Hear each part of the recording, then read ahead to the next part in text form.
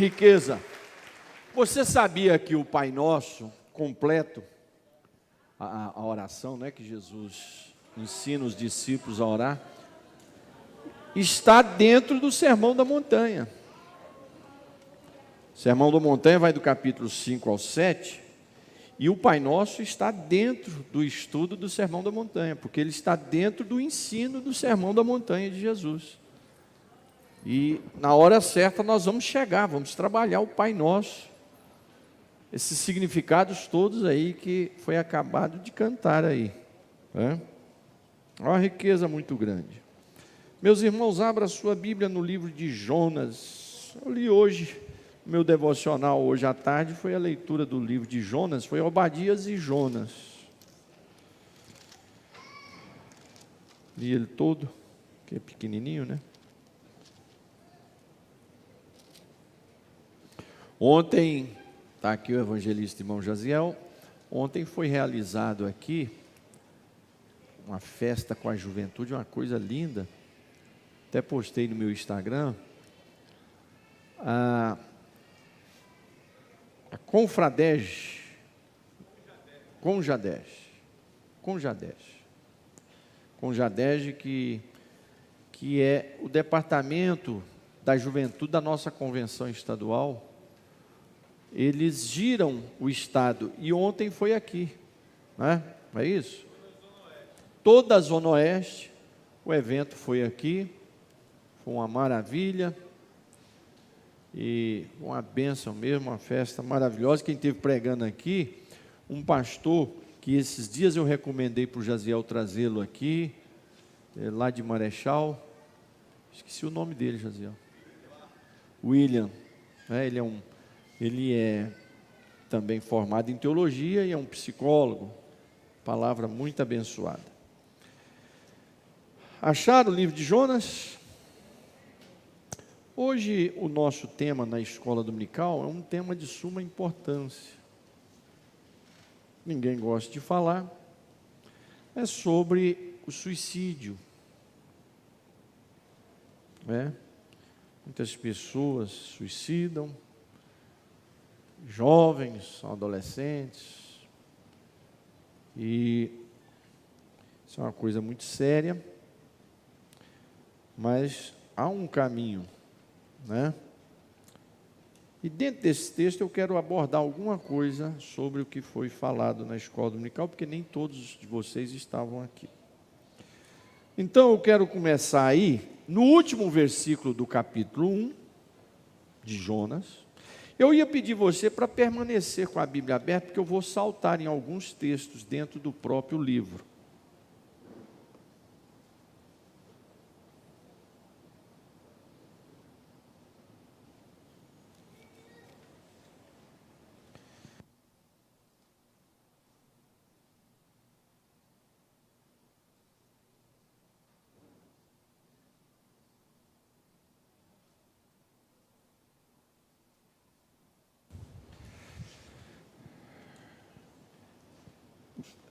Você acompanha a leitura, por favor.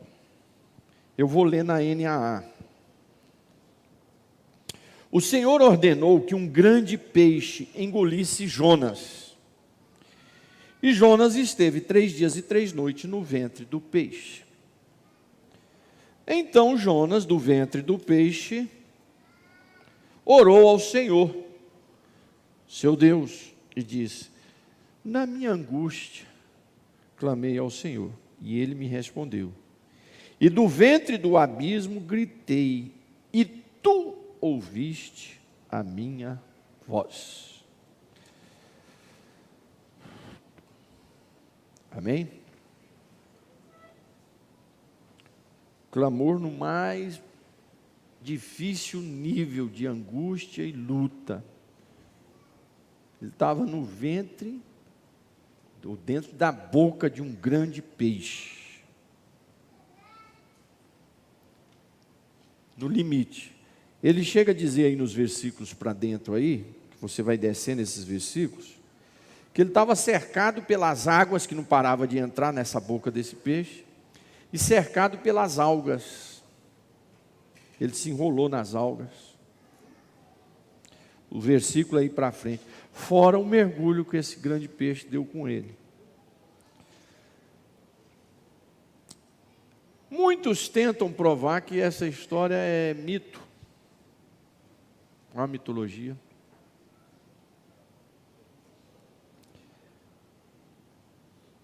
Primeiro, não é porque o próprio Jesus confirmou essa história. Jesus disse: assim como Jonas esteve no ventre do peixe, eu também vou estar no ventre da terra 3 dias e 3 noites. A partir daí, acabou a história de mitologia. A não ser que você, é aquilo que eu falei, tem gente que hoje está tendo problema com a Bíblia, mas o problema dessa pessoa não é com a Bíblia, é com o dono da Bíblia. Na verdade, o problema é com o dono dela. Então, a partir do momento que Jesus, se eu creio em Jesus, creio no Evangelho, agora, se a pessoa não crê, aí é outra coisa. Então, não vem encher as paciências. Se eu não crê, pronto, problema seu. Eu creio, vamos ficar crendo, e é assim que nós vamos caminhando para a eternidade com Cristo. E o Evangelho, as coisas de Deus são assim, ele joga coisas simples para confundir as sábias. Paulo explica sobre isso.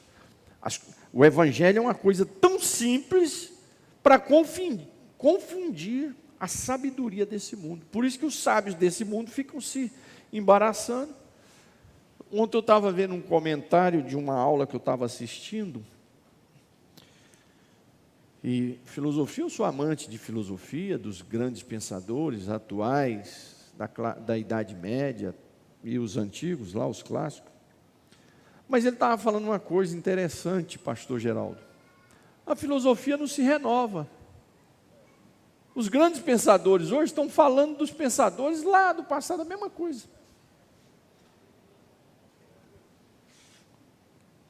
É a mesma discussão.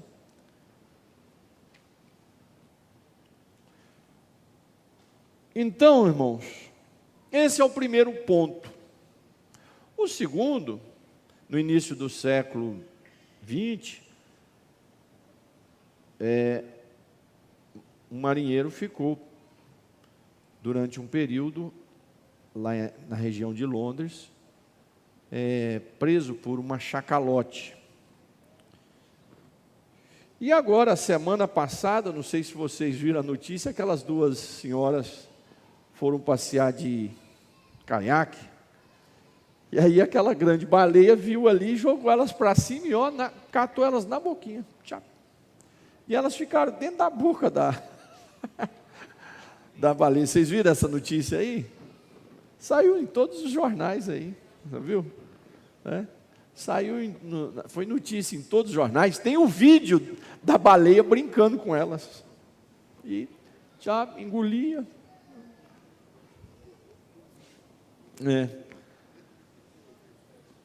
Então, para quem duvidava, está aí, né? Esse é o primeiro questão. A história é real. É real. A partir do próprio palavra de Jesus que diz: assim como Jonas esteve no ventre do peixe, eu também vou estar no ventre da terra. Ele estava falando da ressurreição. No livro de 2 Reis, 14:25, vai nos dar o contexto de Jonas, da vida de Jonas. Jonas era um morador da região norte de Israel, que a capital era Samaria. Jonas não era ligado ao sul, com a capital Jerusalém.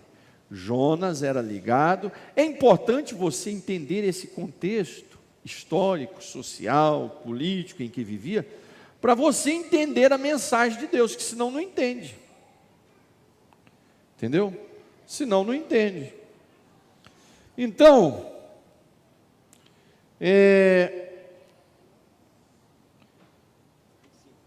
a partir do verso 14:25, isso. Ele é do período do reinado de Jeroboão II, filho de Joás. Jeroboão II, isso é um ditado nosso. Isso lá na Bíblia original não existe isso, Jeroboão II, né? Porque existiu o primeiro Jeroboão, que foi o primeiro rei da parte norte. Lembra? Aquele que fez uma confusão com o filho de Salomão, com Absalão, rachou o reino, e 10 subiram com ele, com Jeroboão, e 2 tribos ficaram aqui com o filho de Salomão. Isso, Roboão, né? Uns seguiram Jeroboão lá para o norte, e para o sul ficou Roboão, filho de Absalão, ou de Salomão, ficaram aqui no sul com Jerusalém. Por causa do pecado de Salomão. Deus disse, por causa do teu pecado eu vou ter que dividir aqui, para você aprender. Então não é esse Jeroboão. Então é conhecido para os estudiosos da Bíblia como Jeroboão II, que é outra época, filho de Joás. No reino do norte. Esse período de Jeroboão foi um período, esse homem era ímpio, tremendo também, como o outro.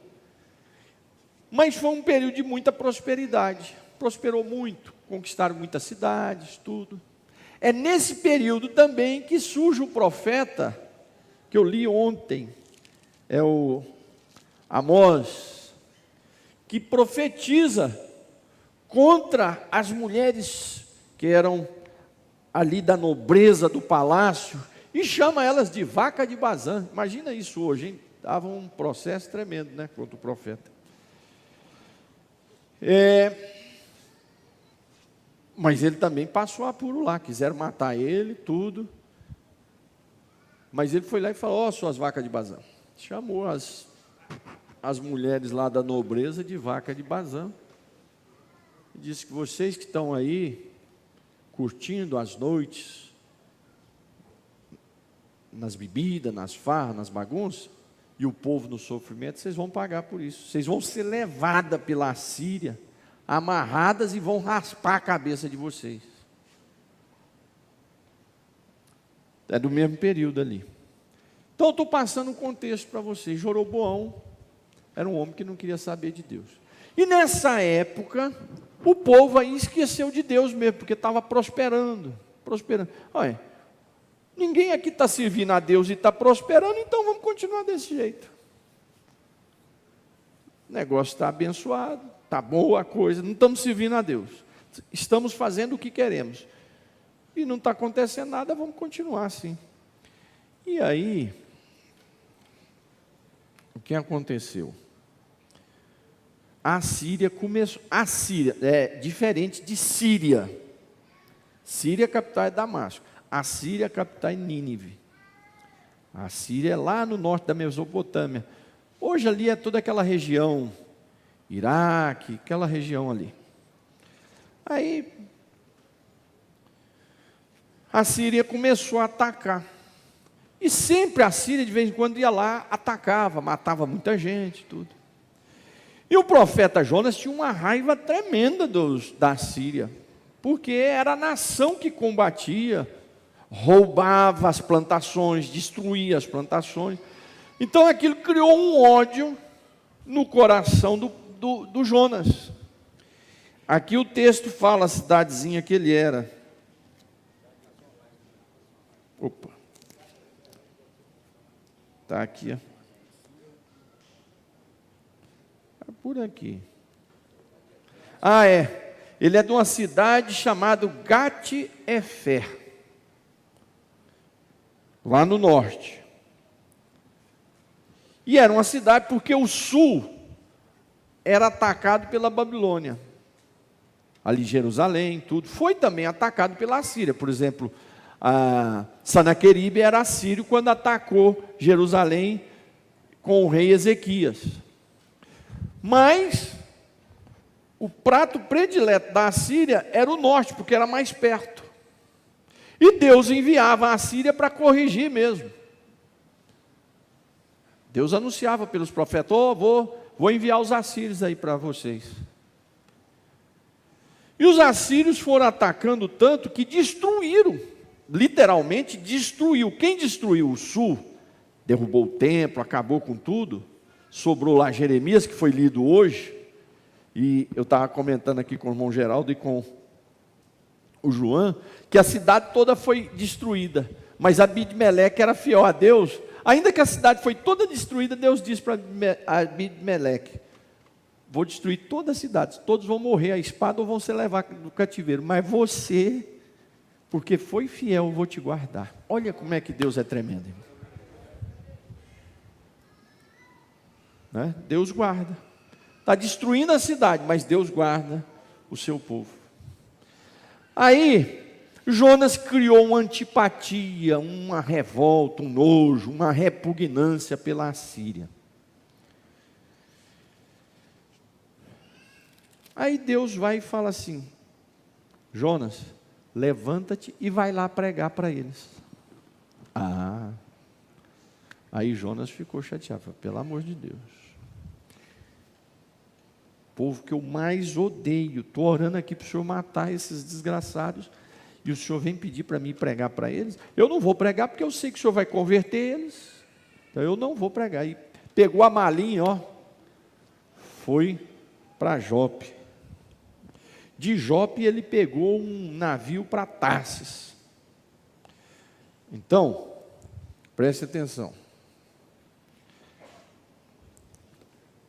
Aqui, esse quadradinho aqui, é a parte da Palestina. Jonas morava aqui, nesse norte. Aí ele saiu, veio aqui para o centro, que é Jope, que eu conheço Jope, já estive lá. E aí, ele pega o navio e vem para cá, Aqui é o Mediterrâneo, Mar Mediterrâneo. Nínive está aqui. Nínive está aqui. Ele morava aqui e Jope era aqui. O peixe vai pegar ele aqui nessa região. Ele é jogado, ele está lá dormindo. O navio de cabeça para baixo, os marinheiros fazendo tudo quanto é sacrifício aos deuses deles para ver se não morriam. Aí o capitão do navio encontra Jonas lá dormindo. Chama ele e fala, rapaz, está maluco? Nós vamos morrer e você está aí dormindo? Levaram ele lá para cima, fala aí o nome de onde você veio, que terra você é e qual é o seu Deus. Porque nós estamos fazendo sacrifício aqui para ver quem é. Vamos fazer um sorteio aqui. Fizeram um sorteio para ver quem é, que era o miserável ali, o culpado daquela tempestade, caiu nele. Fizeram o sorteio, caiu nele. Aí eles falaram, então confessa. Aí ele confessou. Vou resumindo aqui porque vocês conhecem a história. Aí eles falaram, e como é que nós vamos resolver esse problema? Ele falou, me joga na água. Jogaram ele na água, o grande peixe pegou ele. O grande peixe pegou Jonas e ele entrou num estado de depressão tremenda, porque ele não queria fazer a obra de Deus, porque Deus mandou ele pregar para o pior povo da época, era o povo que matava as famílias deles, destruía. E a Síria, de todas as nações grandes daquela época, foi a nação pior de todas, a mais violenta. Porque os romanos, quando conquistavam, eles usavam da violência se brigasse com eles, mas se entrasse em paz, os romanos acertavam. Deixava inclusive o próprio governante, só pedia obediência e fidelidade. A Babilônia da mesma forma, mas a Assíria não, ela chegava e saía matando e destruindo e estuprando todo mundo. E arrancava a cabeça das pessoas conquistadas e levava lá para Nínive, e na frente da cidade fazia pirâmides de crânios, de crânios das nações conquistadas. Era um povo terrível. Então Jonas nutria um ódio. Deus mandou ele pregar para eles, ele falou, não vou. Como ele desobedeceu, ele foi tragado por esse grande peixe. E aí ele experimentou a depressão, a aflição, a dor, a angústia, porque aí, além da tristeza de ter que pregar para Nínive, ele agora estava vendo que ele ia morrer ainda em pecado, porque estava desobedecendo a Deus. E ele começa o texto, a sua oração, dizendo no verso 1, na minha angústia. Então ele estava angustiado. Imagina que nível de angústia. Fazendo aquilo que não era vontade dele, desobedecendo a Deus, porque quando a gente desobedece a Deus, a gente entra em estado de angústia, e agora dentro da boca de um peixe. E ele se sentiu no abismo, no inferno. Então Jonas, literalmente, ele estava experimentando o inferno em vida. Em vida. E Jonas experimentou esse inferno em vida. E a Bíblia diz que ele, na sua angústia, clamou ao Senhor. Clamou ao Senhor. E a Bíblia diz que Deus ouviu a sua oração. Deus enviou o peixe, engoliu ele, e aí Deus ouviu a oração, mandou o peixe de volta vomitá-lo aqui, ó. Não foi vomitado lá em Nínive, porque Nínive não tem praia. Foi vomitado aqui. Nessas praias aqui. Aí ele saiu andando e caminhou e foi para Nínive de volta. Porque não tem praia em Nínive. Né? Aí, quando ele entrou, começou a pregar angustiado, pregador brabo, querendo que ninguém se convertesse. E ele já entrou pregando com os 2 pés no peito do povo. Já para o povo nem arrepender. Seus miseráveis, se vocês não se arrepender, Deus vai matar todo mundo aqui. Quer dizer, para já incendiar logo o ambiente. Só que aconteceu o pior para ele, que o povo se converteu. E a Bíblia diz que a notícia chegou no rei, e o rei também se converteu, ainda deu uma ordem na cidade. Olha, quem não jejuar, inclusive crianças e animais, é para jejuar todo mundo. Se não jejuar, eu vou mandar pôr na prisão, tudo. Essa foi a palavra do rei. E eles rasgaram a roupa deles, colocaram cinza na cabeça, vestiram de saco. Todo mundo foi jejuar e clamar a Deus. E a Bíblia diz que Deus ouviu o clamor deles. E aí, quando Jonas viu o povo se converter, 3 dias de pregação, todo mundo se converteu. Jonas entrou num desespero e saiu da cidade triste e foi para um morro. E de lá ele via a cidade e o povo tudo convertido. Eram cerca de 120 mil pessoas, diz a Bíblia, o texto mesmo diz. E de lá ele começou a reclamar com Deus, porque ele viu que todo mundo se converteu. Ele falou: pô, esse povo se converteu, eles vão voltar lá na minha terra e matar o meu povo. E aí, lá no versículo, por isso que eu pedi para você deixar a sua Bíblia aberta, no capítulo 4,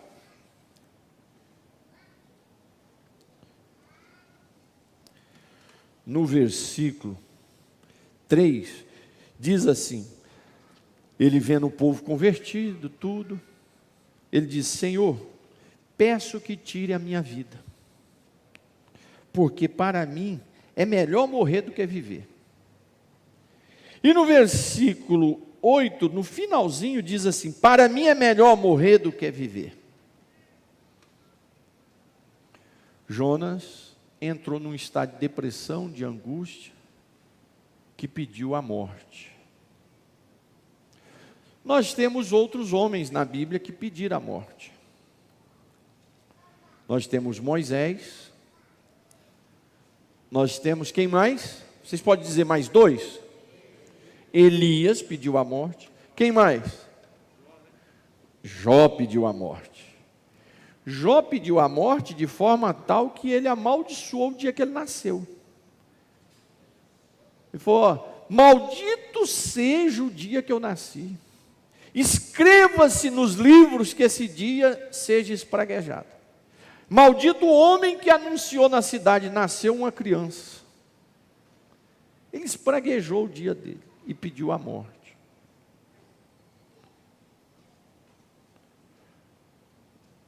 Nós tivemos, que eu estou me lembrando rapidamente aqui, 2 casos de suicídio na Bíblia, de Judas e Saul. Mas esses 2 estavam fora do plano de Deus, né? Saíram dos caminhos do Senhor. Então, depressão, tristeza, angústia, pedir a morte, os nossos profetas passaram por isso. E a gente pode passar por isso, ou já passamos por esses momentos de angústia tão grande. A gente lê aqui a história de Jonas, não entende porque ele pediu, ou a de Elias e tal. Mas cada um, quando está com a sua aflição, irmão, é outra história. A aflição individual, ela é outra história. Por mais que eu tente compreender a sua aflição, eu não vou sentir a sua aflição, o que você está sentindo. Então é muito difícil você ficar analisando o sentimento, a atitude das pessoas. Esses homens que eu citei aqui, que pediram a morte, todos eles passaram por depressões altíssimas.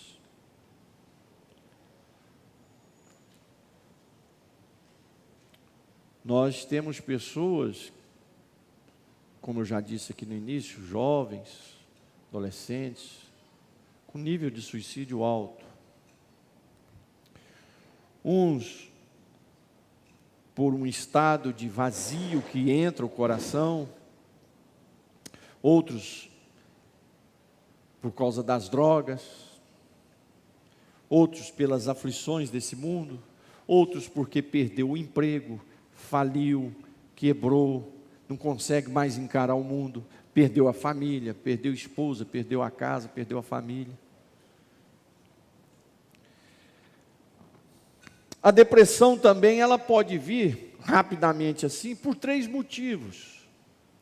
O primeiro pode ser por saúde, por isso que é importante você fazer um exame médico anual, levantar o seu sangue e fazer um check-up. Por quê? Porque tem muita gente deprimida que não é o Satanás que está deprimindo ele não está em pecado, mas é a saúde. Alguma coisa no organismo, não faz o exame, aí não sabe. Quer ver? Deixa eu dar um exemplo aqui. Tireoide. A tireoide, se não estiver bem tratada, ela te leva à depressão. Por quê? Porque ela vai acabando com o organismo. Você vai se enfraquecendo, desanimando, perdendo o desejo por tudo. E você não sabe, porque você não fez o exame, acha que é os problemas da vida. Não tem mais desejo de relação com a esposa ou com o esposo, não tem mais desejo de trabalhar, e vai desanimando e vai se acabando. Por quê? Porque a tireoide controla todo o nosso hormônio. Se ela estiver errada, isso aí não está sendo sustentado da forma certa, e aí o organismo explode. Esse é um dos motivos.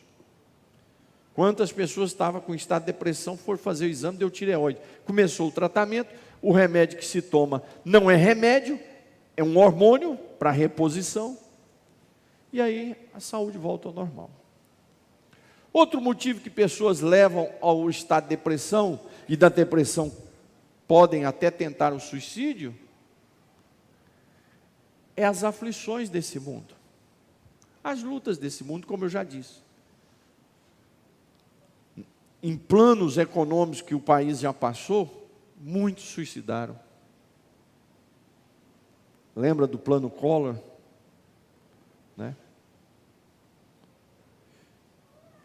A gente, quando é jovem, desculpa aí os jovens, mas a gente, quando é jovem, a gente não tem a visão do mundo, fala cada besteira. Na época do plano Collor, eu não tinha 1 centavo no bolso. Então, qual é a alegria de quem não tem 1 centavo no bolso?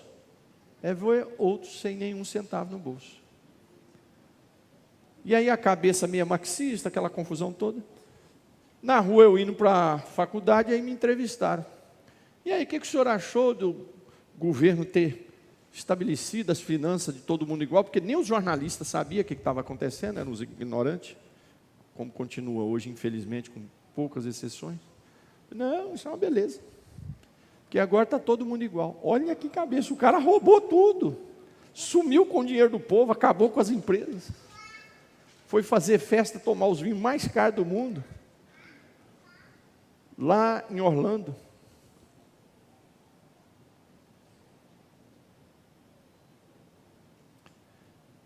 naquele período, muita gente suicidou.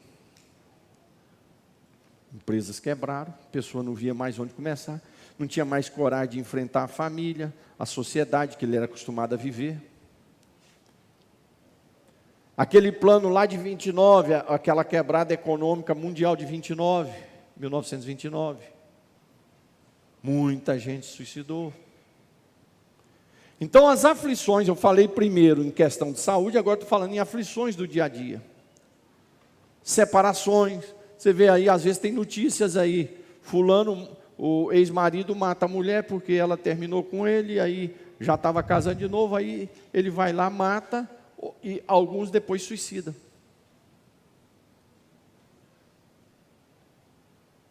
Então, essas situações desse mundo, o diabo está trabalhando no sistema para levar as pessoas a essas situações.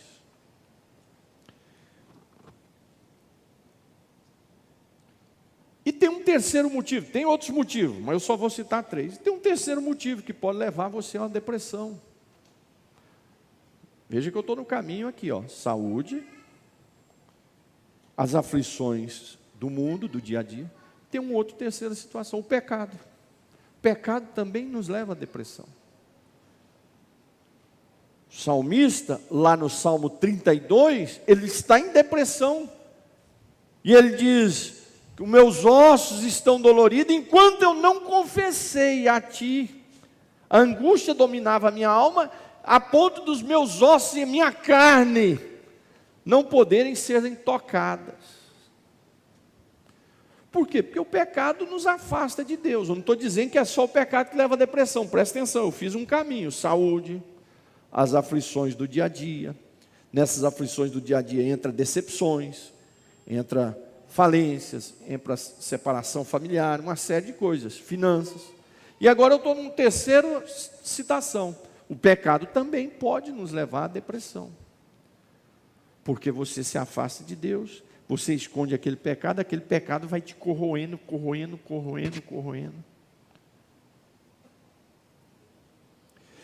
Para os 3 caminhos tem solução. Jesus é a solução para os 3 caminhos. Não é? Claro que o assunto tem que ser tratado com mais profundidade, nós não temos tempo aqui para isso. Mas lá na saúde, tem que ter tratamento, remédios, tratamento, redirecionamento. Também na saúde eu só dei um exemplo de problema de saúde que pode levar à depressão. Tem outros problemas na saúde que pode levar. Todos eles são tratados com remédios.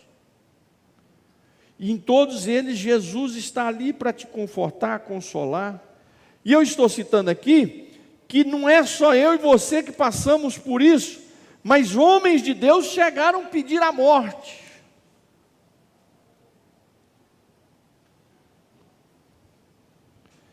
Mas ele diz assim: mas na minha angústia eu clamei ao Senhor, e Ele me respondeu. Do ventre do abismo gritei, e tu ouviste a minha voz.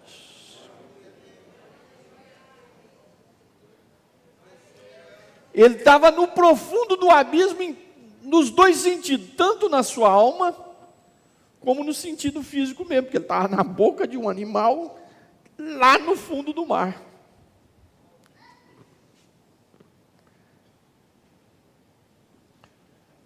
Então esse abismo, nos 2 sentidos, interno do seu coração e no sentido externo.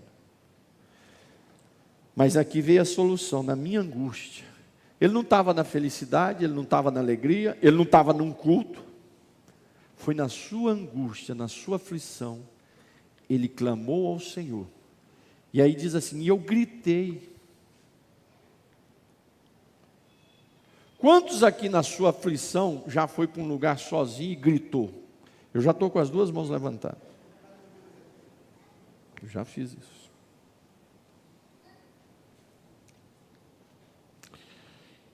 Irmãos, o suicídio não é o remédio, o suicídio não é a solução. Na maior das angústias, nós temos um Deus que se clamarmos, ainda que estejamos no ventre do abismo, quer dizer, no ventre do abismo a gente não tem nem força para clamar. Não sei se você já teve aquela experiência de orar, aí você fecha a porta do quarto, ou chega na igreja para orar, você nem abre a boca, você chega, ajoelha. Quando é lá no seu quarto, você joga metade do corpo em cima da cama, fica lá gemendo. Às vezes até dorme, já teve isso? Esse sono aí não é de preguiça, é a tristeza da alma, te leva a um sono. Já aconteceu isso comigo, você dobra o joelho, joga metade do corpo na cama, estende os braços, ai Senhor, ai. Daqui a pouco você dorme. É a tristeza da alma, a angústia. O desejo de não estar ali é tão profundo que você dorme para desaparecer do lugar.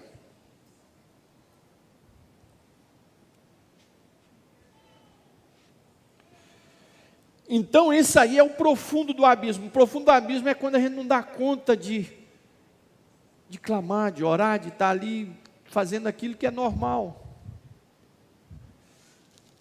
Mas ele, com toda dificuldade, ele clamou ao Senhor. Lá nesse ventre do animal, não dava para ele ajoelhar, igual eu aqui e você podemos ajoelhar, abrir o salmo, igual eu gosto de fazer, na hora de orar, ficar lendo um salmo, não dava nada disso. Lá ele estava girando de cabeça para baixo e jogava para cá, e algas enrolava no seu corpo, e aí ele, Senhor, tem misericórdia de mim. Clamei ao Senhor na minha angústia, Ele ouviu a minha voz, eu gritei e Tu ouviste a minha voz.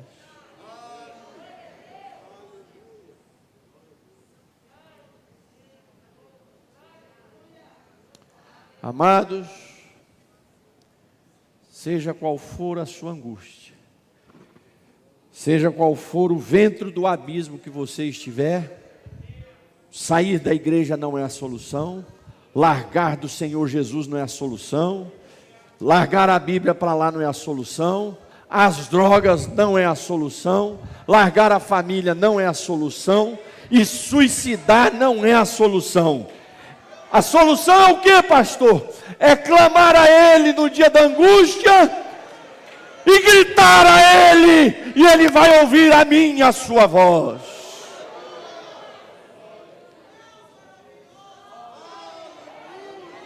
Ele tem um remédio que a farmácia não tem, Ele tem um remédio que a ciência não tem, Ele tem um remédio que os médicos não conhecem, Ele tem um remédio que a ciência nunca vai descobrir, e nem os seus profetas conhecem, mas Ele tem esse remédio. Nem eu, que sou pastor e estudioso da sua palavra, conheço esse remédio, mas Ele tem esse remédio. E Ele enfiou esse remédio na alma de Jonas, e Jonas saiu dali todo sujo, tomou um banho, pôs a sua roupa, pegou a sua Bíblia, foi viajar até a cidade de Nínive e foi pregar.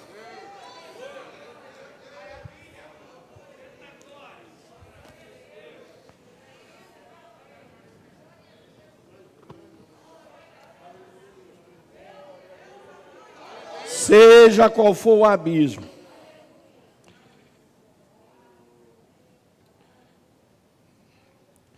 olha, não é que os outros estudos Deus não me dá, Deus me dá, mas Ele sabe a hora.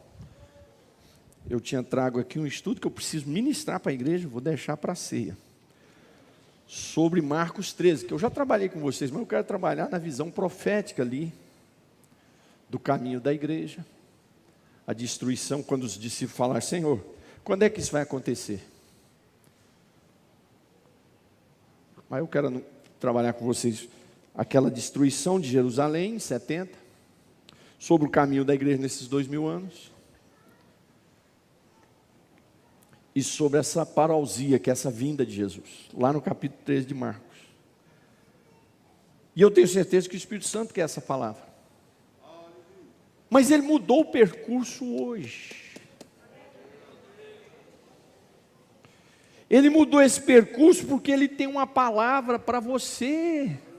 Ele sabe a necessidade da igreja hoje. Ele sabe a necessidade das suas ovelhas hoje. Seja o ventre, o abismo que você estiver enfiado, na sua angústia, clama ao Senhor. Grita ao Senhor. Ele vai ouvir a sua voz.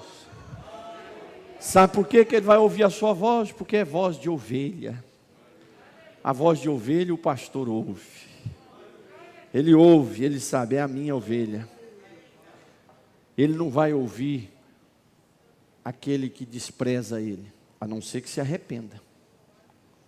Né? Se tiver em estado de arrependimento, aí ele ouve. Mas aquele que está desprezando ele não vai ouvir. Pilatos perguntou para Jesus, o que é a verdade? Jesus nem respondeu. Os outros simplesinhos lá perguntaram, Jesus, o que é a verdade? Ele disse, eu sou a verdade. Eu sou a verdade.